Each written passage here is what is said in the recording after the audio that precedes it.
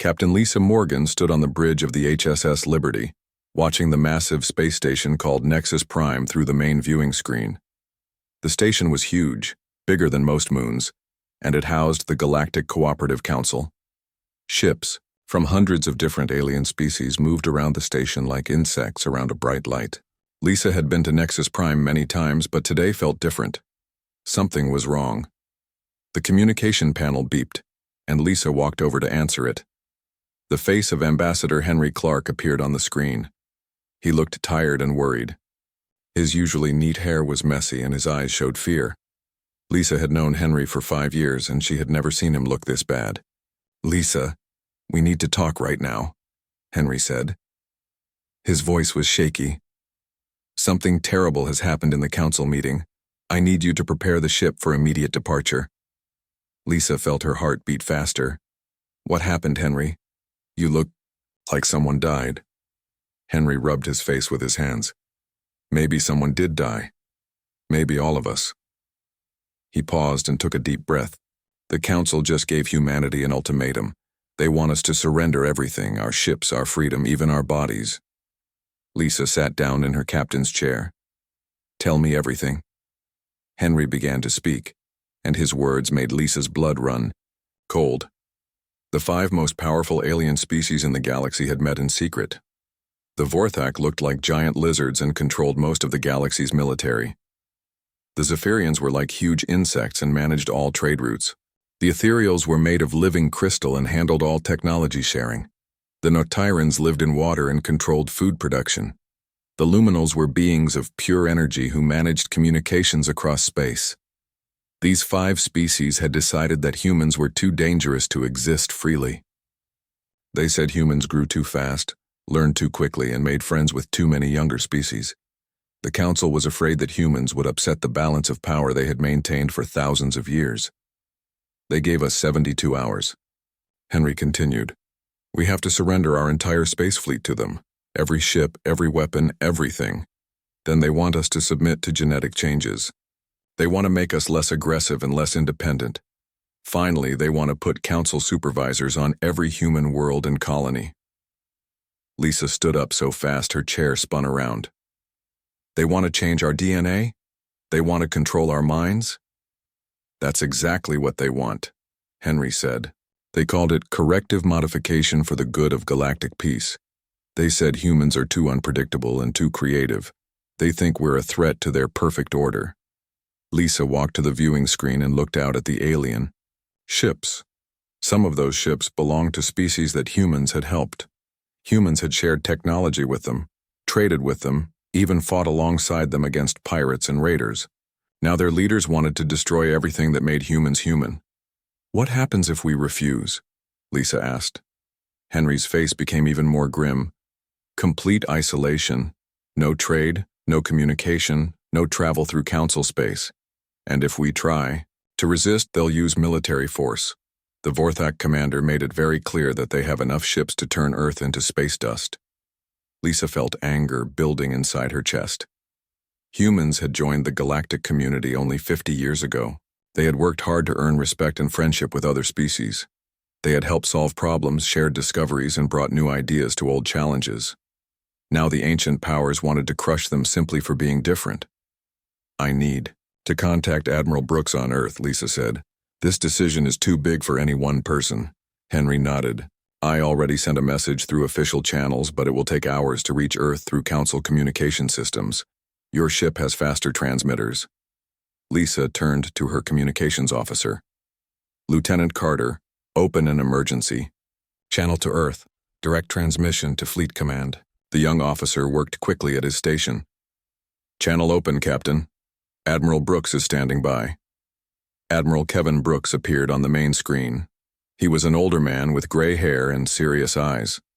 He had led the human space fleet for 10 years and had earned respect from both humans and aliens. When he saw Henry's face, his expression darkened. "Ambassador Clark, you look like you've seen a ghost," Admiral Brooks said.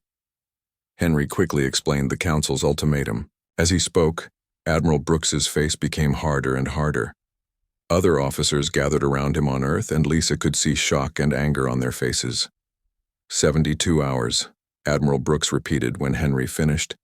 They want us to give up everything that makes us human in 72 hours. That's right, Henry said. And Admiral, there's something else. Some of the younger species tried to speak for us. The Phylaxians, the Ursans, and the Aviarians all protested the decision. The council told them to be quiet or face consequences themselves. Lisa felt a spark of hope. At least humanity had some friends left. The Phylaxians looked like large cats and were fierce warriors. The Ursans resembled giant bears and were excellent engineers. The Aviarians were bird-like people who were natural pilots and scouts. These species had worked closely with humans and had learned to value human creativity and determination. Admiral Brooks was quiet for a long moment, thinking, Captain Morgan, I want you to begin emergency preparations. Start gathering all human personnel from the station. Ambassador Clark, pack everything important and prepare to leave. Are we going to fight? Lisa asked. Admiral Brooks smiled, but it was not a happy smile. No, Captain. We're going to do something that will surprise everyone, including ourselves. I'm calling an emergency meeting of the United Earth Government. This decision requires the highest authority. The transmission ended, and Lisa looked at Henry. What do you think they'll decide? Henry shook his head. I don't know. Part of me wants to fight. Part of me wants to try negotiating. But I have a feeling our leaders are thinking of a third option. Lisa began giving orders to her crew. They started preparing to evacuate all humans from Nexus Prime. As they worked, alien friends and colleagues began arriving at the ship. They had heard rumors about the council meeting and wanted to know what was happening. A Phylaxian officer named Kira came to the bridge. She looked worried and angry. Lisa, what is this talk about an ultimatum? Surely the council cannot be serious. Lisa looked at her friend. Kira had fought beside human soldiers against space pirates. She had shared meals and stories with human crews. Now she might never see them again. They're serious, Kira, Lisa said sadly. The council wants to change us into something we're not. Kira's fur stood up, a sign of extreme anger among her people. This is wrong. Humans have brought new life to the galaxy. You have helped so many of us learn and grow. As more alien friends arrived, Lisa realized how much humans had become part of the galactic community. They had not just taken from other species, they had given back. They had shared their music, their stories, their way of looking at problems. Now all of that was about to end. The communication panel beeped again. This time it was President Maria Santos from Earth. She looked calm, but Lisa could see determination in her eyes. Behind her stood the leaders of the United Earth Government. Captain Morgan, Ambassador Clark. President Santos said, The decision has been made. We will not submit to the Council's demands. We will not fight them either. We are leaving. Lisa felt her heart skip a beat. Leaving, Madam President? That's right, Captain. If the Council cannot accept us as we are, then we will find somewhere else to be. Prepare for the largest evacuation in human history. We're going home to pack. Dr. Janet Wright stood in the largest conference room on Earth, surrounded by screens showing human colonies scattered across the galaxy. Each screen represented thousands of people who needed to be brought home safely. As head of the Exodus Planning Committee, Janet had the impossible job of moving every human in Council space back to human territory in less than 3 days. The numbers are staggering, said Colonel Gary Peters, the military logistics coordinator. We have over 2 million humans on mixed-species worlds, another million on our own colonies in Council space, and hundreds of thousands on ships and stations. Janet looked at the massive holographic display showing human positions across the galaxy. Red dots marked human colonies, yellow dots showed mixed-species settlements with human populations, and blue dots indicated human ships and stations. There were thousands of dots. We have 800 cargo ships available, Janet said, plus 300 passenger transports and every military vessel that can carry civilians. It's not enough for everyone at once, but we can do this in waves. Captain, Troy Bennett walked into the room carrying a data pad. He commanded the cargo vessel New Horizon and had volunteered to lead one of the evacuation fleets. Troy was a veteran of many difficult missions, but even he looked overwhelmed by the scope of this operation. "I just finished calculating routes for the outer colonies," Troy said. "If we push our ships to maximum capacity and ignore normal safety margins, we can get everyone out. But it's going to be close." Janet nodded. "Safety margins exist for good reasons, but we don't have a choice. The Council made it clear that any humans remaining in their space after the deadline will be arrested." On one of the screens, Janet could see Captain Roy Sanders preparing his colony on Kepler 402b for evacuation. Roy had spent 10 years building that colony from nothing. Now he was packing up everything valuable and preparing to abandon the rest. His colonists were loading agricultural equipment, research data, and personal belongings onto transport ships. "It breaks my heart to leave this place," Roy was saying to his people. "We turned this world into a garden, but we're not abandoning our dreams. We're taking them with us to build something even better." Another screen showed the mining station on asteroid belt Sigma 7, where Commander Helen Adams was overseeing the destruction of equipment that could not be moved. Humans had developed new mining techniques that were much more efficient than older methods used by other species. The Council had demanded access to this technology as part of their ultimatum. Blow charges set on levels 3 through 7, Helen reported to her demolition team. "We're not leaving anything useful for the Council. If they want our technology, they can develop it themselves." Helen's team was systematically destroying mining robots, refining equipment, and computer systems that contained human innovations. The work was dangerous and heartbreaking, but it was necessary. Humans refused to let their technology be used to control other species. Janet switched to another communication channel and saw Dr. Ben Foster, the head of human medical research, at the Council's main hospital station. Ben's team had developed new treatments for diseases that affected multiple species. They were copying all their research data before destroying the laboratory equipment. "We're saving lives every day with our medical work," Ben said to Janet. "When we leave, people are going to die from diseases we could have cured. The Council doesn't seem to care about that." Janet felt tears in her eyes, but she stayed focused. "Copy everything you can, Ben.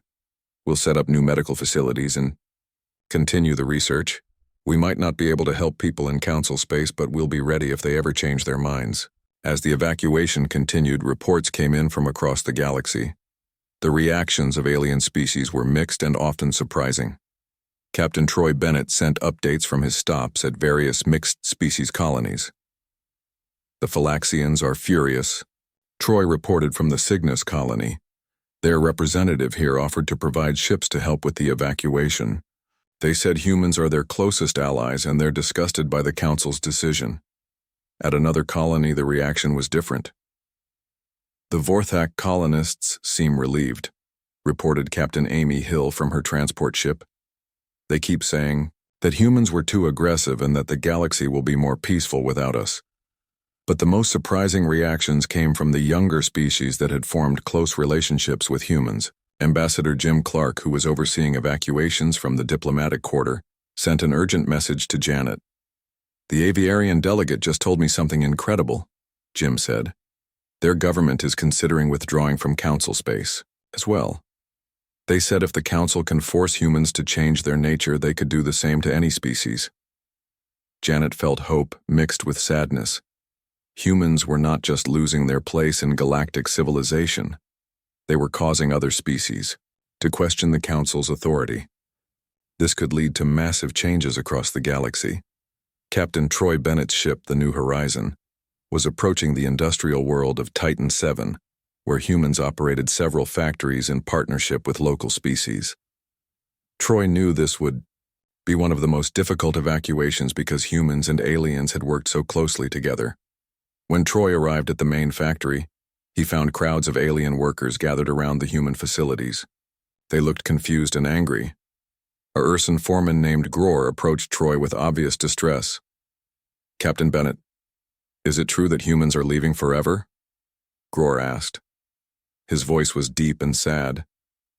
"The human engineers taught us so much. Our productivity increased by 300% since they arrived." Troy nodded sadly. "It's true, Gror. The Council gave us an ultimatum that we cannot accept. Gror's massive fists clenched in anger. This is foolishness. Humans brought new ideas that helped everyone. Now the Council throws away all that progress because they fear change. As Troy's crew loaded human personnel and equipment, alien workers began bringing gifts and messages. They wanted the humans to remember them and to know they would be missed. A young Phylaxian gave Troy a crystal containing recordings of songs that humans and Phylaxians had created together. Meanwhile, on Earth, the political implications of humanity's decision were becoming clear. President Santos held an emergency session with world leaders to discuss the future. The president's advisors were divided between those who thought leaving was cowardly and those who believed it was the only honorable choice. We're abandoning our responsibility to younger species, argued General Frank Wilson. We're their protectors against Council oppression. President Santos shook her head. We can't protect anyone if we're prisoners ourselves. By leaving, we show other species that they don't have to accept whatever the Council demands. Defense Secretary Karen Hayes brought up practical concerns.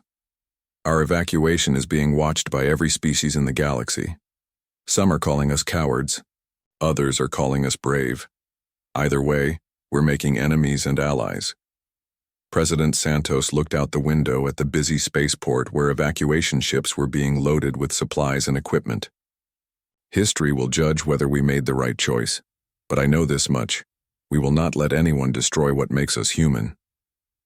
Back in space, Captain Lisa Morgan was coordinating the evacuation from Nexus Prime itself. The space station was huge, and humans worked in many different sections. Scientists, diplomats, traders, and technicians all had to be gathered and moved to human ships. The most difficult part was leaving behind friends and colleagues. Many aliens came to say goodbye, and some tried to convince humans to stay. An ethereal researcher named Prism Light approached Dr. Kate Williams as she packed her laboratory. Dr. Williams, your research on quantum genetics could revolutionize medicine for all species, Prism Light said. Surely you cannot abandon such important work. Kate looked at her alien colleague with sadness. Prism Light, I would love to continue our research together, but the Council wants to change human genetics to make us less creative and independent. How can I research genetics while my own people are being forced to alter their DNA? As the deadline approached, the evacuation picked up speed. Ships departed every few hours carrying humans back to Earth and the outer human colonies. The Council watched these movements with growing concern. They had expected humans to negotiate or submit, not to simply leave. Fourth Act Counselor Zeth Carr called an emergency session to discuss the unexpected human response.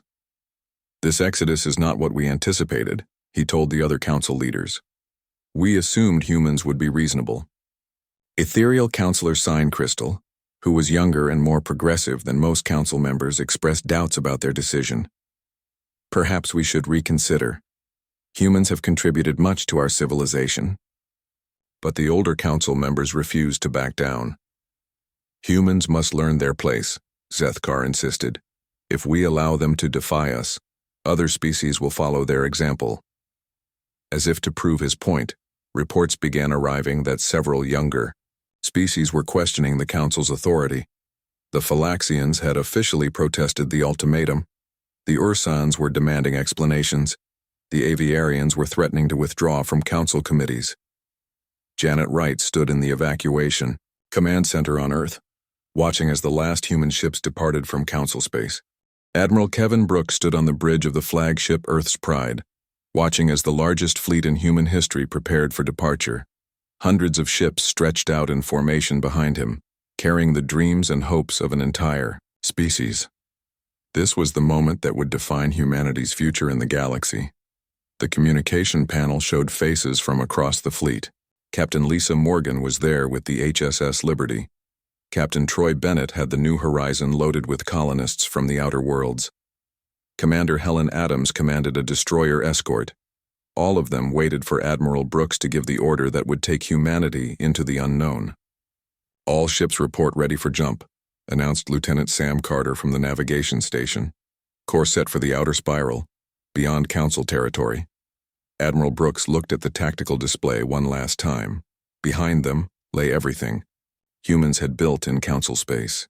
Ahead lay empty star charts and unexplored regions where no human had ever traveled. It was terrifying and exciting at the same time. Fleet communications, this is Admiral Brooks, he announced to all ships. In 5 minutes we will jump to hyperspace and begin our journey to freedom. We leave behind a civilization that could not accept us as we are. We go forward to build something better. On Nexus Prime, Ambassador Henry Clark stood in the Council chamber for the last time. The massive room was filled with representatives from hundreds of species, all watching, as he prepared to deliver humanity's final message. The 5 ancient species that controlled the Council sat in their elevated positions, expecting either surrender or defiance. Henry activated his communicator so his words would be transmitted across the galaxy. He had spent days writing this speech, knowing it might be the last thing he ever said as Earth's representative to the galactic community. Honored counselors and fellow sapient beings, Henry began, his voice steady and clear. 72 hours ago, humanity was given an ultimatum. We were told to surrender our independence, alter our genetics, and submit to control by others. Today I stand before you to deliver our response. The chamber fell completely silent.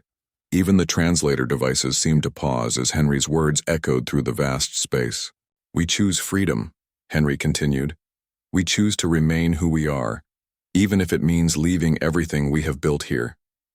We will not fight you for our place in this civilization, but we will not surrender our souls to keep it for that counselor. Zethkar leaned forward in his seat. Ambassador Clark, surely your species can see reason. Join us willingly and we will show mercy. Henry looked up at the reptilian counselor without fear. Counselor Zethkar, you offer us slavery disguised as mercy. We reject both. Humanity chooses exile over submission. Murmurs rippled through the chamber as Henry's words were translated into hundreds of languages. Some species seemed shocked, others impressed, and a few appeared angry. Henry could see the Phylaxian delegation nodding in approval, while the Vorthak representatives looked furious. We harbor no hatred for those who made this decision, Henry said, addressing the entire assembly. We understand that fear drives many choices, but we hope that someday when that fear fades, we might meet again as equals. Henry deactivated his communicator and walked toward the exit. As he reached the door, a voice called out behind him. It was Ambassador Kiravel of the Phylaxians, and she was standing at her delegation's platform. Counselors, Kiravel announced, her feline features showing determination. If the humans leave, the Phylaxian Republic withdraws from this council as well. We will not be part of an organization that destroys its most creative members out of fear. The chamber erupted in shocked voices as Kiravel led her entire delegation out of the room. Other young species began talking urgently among themselves. The Ursan representative stood up and declared that his people would also reconsider their membership. The Aviarian delegate announced that her species was suspending all cooperation with council committees. Henry felt a mixture of sadness and pride as he walked to his ship. Humanity's departure was causing the very instability the council had tried to prevent. The galaxy was about to change in ways no one could predict. Back with the human fleet, Admiral Brooks watched as the countdown reached 0. All ships execute jump, he commanded.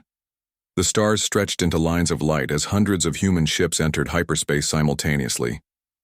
Captain Lisa Morgan felt her stomach drop as the HSS Liberty made the transition.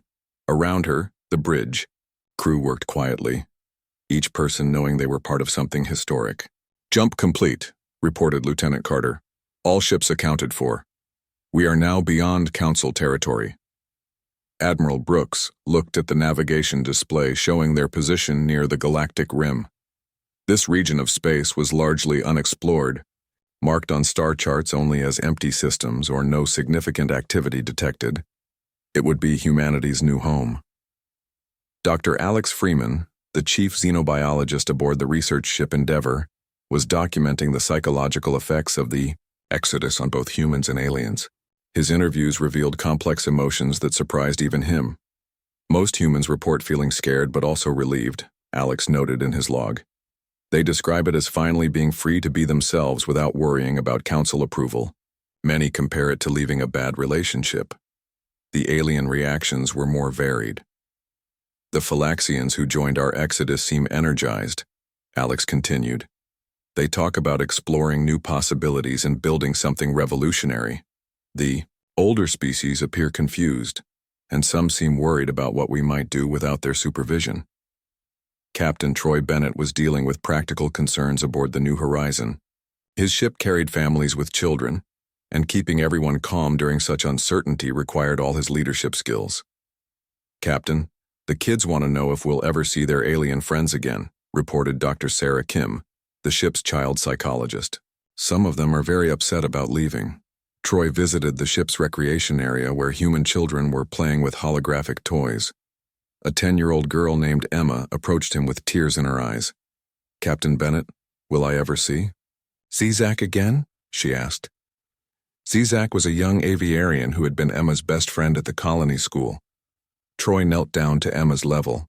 "I don't know, Emma, but I promise you this. We're going to build something amazing out here. Maybe someday Zach will come visit us in our new home." Meanwhile, in council space, the immediate effects of humanity's departure were becoming obvious. Trade routes that had depended on human innovation suddenly faced problems. Dr. Janet Wright had been right to worry about the medical consequences. Hospitals across the galaxy reported shortages of treatments that human researchers had developed. On the industrial world of Titan VII, production at the factories had dropped dramatically without human engineers and their innovative techniques. Foreman Grohr stood in the empty human facilities, looking at equipment that no one else knew how to operate properly. "Productivity is down 60%, Grohr reported to his supervisors. "The humans took their knowledge with them, and we never learned all their methods." Similar reports came from across council space. Research projects ground to a halt without human creativity. Diplomatic negotiations became more difficult without human mediators who had specialized in finding creative solutions to complex problems. The ethereal counselor Sign Crystal called for an emergency review of the decision to expel humanity. "We have lost more than we anticipated," she told her fellow counselors. "Perhaps we acted in haste."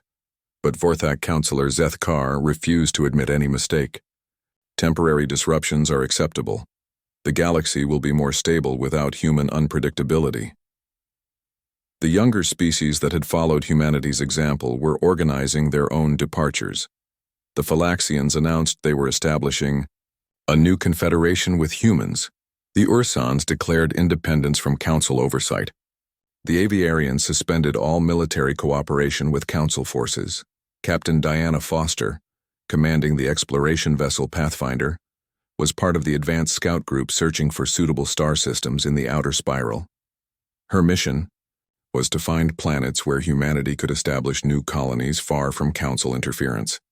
System designation OS-471 shows 3 potentially habitable worlds, Diana reported to Admiral Brooks. No signs of intelligent life, abundant resources, and defensible positions. As the human fleet traveled deeper into unexplored space, they began detecting unusual energy signatures that suggested advanced technology. Long-range sensors picked up massive artificial structures around distant stars, clearly built by intelligent beings. "Admiral, we're receiving what appears to be a greeting transmission," reported the communications officer aboard Earth's Pride. "The signal is complex, but our computers are beginning to decode it." Admiral Brooks felt excitement and nervousness. Humanity was about to make first contact with completely unknown alien species. These beings had watched the exodus from Council space and were now reaching out to the refugees. The decoded message was simple but profound. "Welcome, brave travelers. We have been waiting for people like you." Dr. Alex Freeman was amazed by the diversity of reactions among the evacuated humans. Some were excited about the adventure ahead, others mourned what they had lost, and many felt both emotions at once. 2 years had passed since humanity walked away from the Galactic Council, and Commander Rachel Stone couldn't believe how much had changed. She stood on the bridge of the survey ship Pioneer, watching as her crew prepared to explore another unknown star system in what humans now called the Independent Territory. The region had become home to the fastest-growing civilization the galaxy had ever seen. "Commander, we're detecting massive artificial structures around the fourth planet," reported Lieutenant Jake Miller from the sensor station. "The energy signatures are unlike anything in our databases." Rachel moved to look at the display screen. The structures were enormous, clearly built by an advanced species, but they showed design principles that were completely different from anything humans or council species had developed. Instead of the angular, efficient designs preferred by most known civilizations, these structures flowed like living things, incorporating the natural gravitational fields of the planet and its moons. "Any response to our standard greeting transmissions?" Rachel asked. "Yes, Commander," replied Communications Officer Lisa Park. "They're inviting us to approach. The message includes navigation instructions and what appears to be a gift of some kind." Rachel felt the familiar excitement of first contact mixed with the caution that came from experience. Over the past 2 years, humanity had encountered 17 new alien species in the outer spiral, and each meeting had been different. Some species were curious about the refugees from Council space, others were cautious, and a few had become close allies. The Pioneer moved closer to the planet, and Rachel could see the full scope of the alien constructions. They were space habitats, built directly into the planetary rings using the ice and rock as raw materials, while creating living spaces that could house millions of beings. The engineering required for such construction was far beyond anything humans had achieved. "Commander, incoming transmission from the planet," announced Lisa. "They want to meet with our leadership. They're calling themselves the Architects." Back in the main human colony of New Geneva on the planet they had named Freedom, President Maria Santos was reviewing reports from across the independent territory. The growth rate was staggering. What had started as a refugee population of 3 million had grown to over 8 million as new human colonies were established, and allied species joined them. Dr. Janet Wright, now serving as Colonial Development Coordinator, entered the President's office carrying data tablets filled with statistics. "The numbers keep surprising us," Janet said. "Our population growth isn't just from births. We're getting refugees from Council space almost every week." President Santos looked at the immigration reports. Humans were not the only ones leaving Council territory. Young species that had been inspired by humanity's example were abandoning their homeworlds to join the Independent Alliance. Older species that disagreed with Council policies were also making the journey to human space. "What about resource development?" President Santos asked. Janet smiled, something she rarely did when discussing logistics. "That's the amazing part. The new species we've allied with have technologies we never imagined. The Verdans taught us how to grow crops in space using stellar radiation. The Cogitans showed us how to build self-repairing machinery. Production efficiency is up 400% over our best Council-era performance. In Council space, the situation was deteriorating rapidly. The departure of humans and their allies had created a cascade of problems that the Council leadership had not anticipated.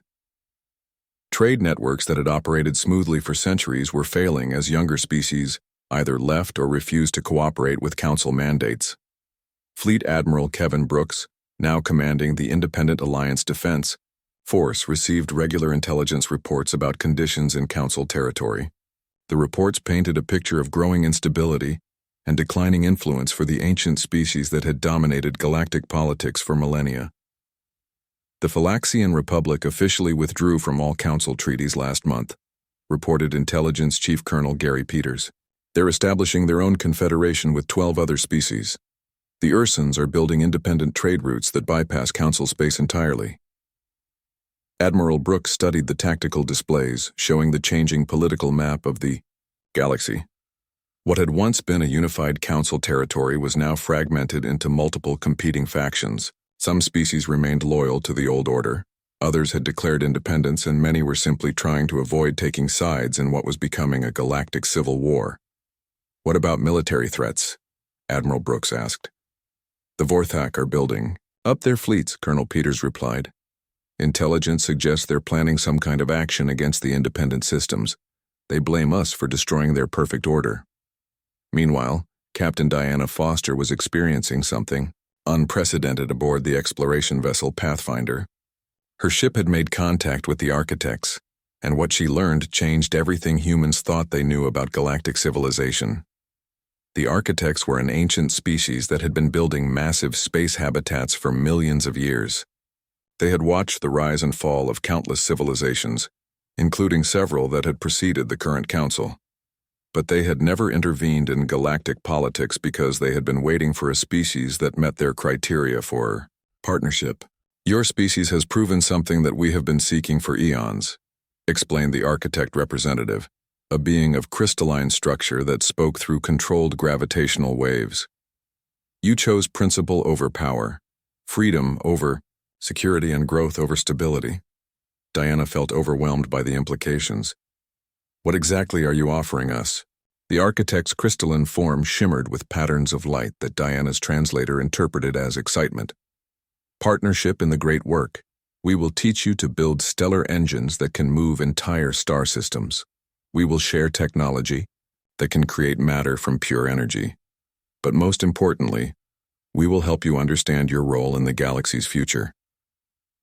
Back on Freedom, Dr. Alex Freeman was documenting the psychological and social changes in human society since the Exodus. His research revealed patterns that surprised even him. Humans are becoming more cooperative and more creative at the same time, Alex noted in his reports. Removing the pressure to conform to council expectations has unleashed innovation at every level of society.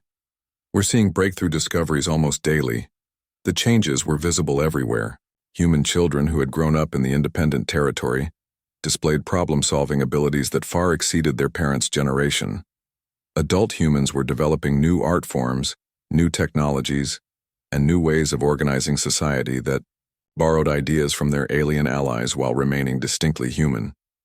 Captain Troy Bennett, now commanding a much larger vessel called the New Horizon 2, was leading trade expeditions to species that wanted to exchange goods without council oversight. His cargo holds were filled with human innovations and products from allied species. "The demand for human creativity is incredible," Troy reported to economic planners on Freedom. "Species that have been stagnant for centuries are paying premium prices for our design concepts and problem-solving techniques. But the greatest changes were happening in the realm of science and technology. Human researchers working with their new allies were making discoveries that revolutionized understanding of physics, biology, and engineering." Dr. Ben Foster, who had escaped from the council hospital with his medical research, was now working with architect scientists to develop treatments that could extend life indefinitely and cure diseases at the genetic level. The Verdans had taught human biologists how to communicate directly with plant consciousness. The Cogitans were showing human engineers how to build machines that could think and evolve independently. "We're not just recovering from the Exodus," Dr. Foster reported to the Colonial Science Council. "We're achieving things that would have been impossible under council restrictions." The news of these developments was reaching council space through trade contacts and refugee reports. The reaction among council species varied dramatically, depending on their age and political position. Ethereal Councilor Sign Crystal was leading a growing faction that wanted to establish diplomatic relations with the Independent Alliance. "We made a mistake," she argued to her fellow councilors. "The humans were not a threat to stability. They were an opportunity for growth that we foolishly rejected." But Vorthak Councilor Zeth Kar remained convinced that humans were dangerous. "Look at what they have become," he argued. "They are gathering the galaxy's most unpredictable species and teaching them to be even more chaotic. This validates our decision to remove them." The tension between these viewpoints was tearing the council apart. Species were choosing sides based on whether they valued order or innovation, control or freedom, tradition or progress. Commander Rachel Stone was witnessing the ultimate expression of these competing philosophies as the Pioneer completed its mission with the architects. The ancient beings had offered humanity something that no species had ever received: full partnership in projects that spanned galactic distances and geological timescales. 5 years after the Great Exodus, Admiral Jane Sullivan stood on the bridge of the flagship Aurora, watching as the largest fleet ever assembled prepared for battle. But this was not the war anyone had expected. Instead of fighting each other, the Independent Alliance and what remained of the Galactic Council were joining forces against a threat that neither could face alone. The enemy came from beyond the galaxy itself. They called themselves the Devourers, and they were unlike anything anyone had encountered before. These machine intelligences consumed entire star systems, converting matter and energy into more copies of themselves. They had already destroyed 3 solar systems on the galactic rim before anyone realized they were coming. "Admiral, the Council fleet is requesting permission to join our formation," reported Communications Officer Lieutenant Mark Davis. "Admiral Santos is asking to speak with you directly." Jane felt the irony of the situation. Admiral Carlos Santos was the Vorthak military commander who had threatened to destroy Earth 5 years ago. Now he was asking for humanity's help to save his own worlds. "Put him through," Jane ordered. The reptilian face of Admiral Santos appeared on the main screen. He looked older and more tired than Jane remembered from the old diplomatic recordings. The pride and arrogance that had characterized Vorthak leadership were gone, replaced by desperation and grudging respect. "Admiral Sullivan," Santos said, his translator making his voice sound formal and stiff. "I request permission to place my fleet under your command for this operation." Jane studied the alien commander for a moment. "Admiral Santos, the last time we spoke through diplomatic channels, you were threatening to turn Earth into space dust. What changed?" Santos's expression became even more grim. "The Devourers consumed the Kepler-9 system yesterday. 4 billion. Vorthak civilians died in 3 hours. We have tried everything in our military doctrine and nothing works. You are our only hope." The admission clearly cost the proud Vorthak commander great effort. Jane felt no satisfaction in his humiliation, only sadness for the loss of life and determination to prevent more. "Permission granted," Jane said. "Transmit your tactical data to my fleet coordinators. We fight as one force." As the combined fleets moved toward the Devourer advance, reports came in from across the galaxy about the unprecedented cooperation taking place. Species that had been enemies for centuries were working together, sharing technology and tactics in a desperate bid for survival. Captain Martin Gray commanded the joint human architect vessel Synthesis, which carried the most advanced weapons ever created. The architects had shared their stellar engineering technology with human scientists, creating weapons that could manipulate gravity, time, and space itself. "Devourer fleet detected at coordinates 77 Mark 4, reported Lieutenant Commander Sally Brooks from the sensor station. Estimated 43,000 units, approaching the Rigel system. Martin looked at the tactical display and felt his heart sink. The Devourer fleet was massive, far larger than anything they had faced before. Each unit was the size of a human battleship, but they moved with perfect coordination and devastating efficiency. "All ships, this is Admiral Sullivan," came the voice over the fleet communications. "Remember, our goal is not to destroy them all. We need to disrupt their command structure and force them to retreat.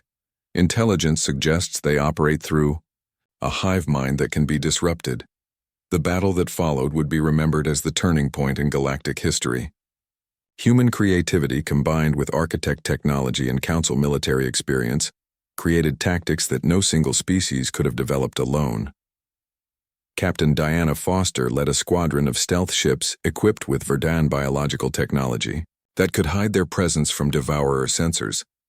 Her mission was to penetrate deep into the enemy formation and identify the command nodes that coordinated their attacks. "Contact established with primary command unit," Diana reported as her ship slipped between massive Devourer vessels. "It's enormous, bigger than a space station. Transmitting targeting data now." The architects had provided weapons that could affect matter at the quantum level, essentially unmaking the molecular bonds that held Devourer units together. But these weapons required enormous amounts of energy and perfect timing to be effective. Commander Helen Adams, now leading the Alliance Engineering Corps, coordinated the power systems across dozens of ships to create a single focused beam capable of destroying the Devourer command unit. "All ships report ready," Helen announced. "Energy levels at maximum. Firing in 3, 2, 1.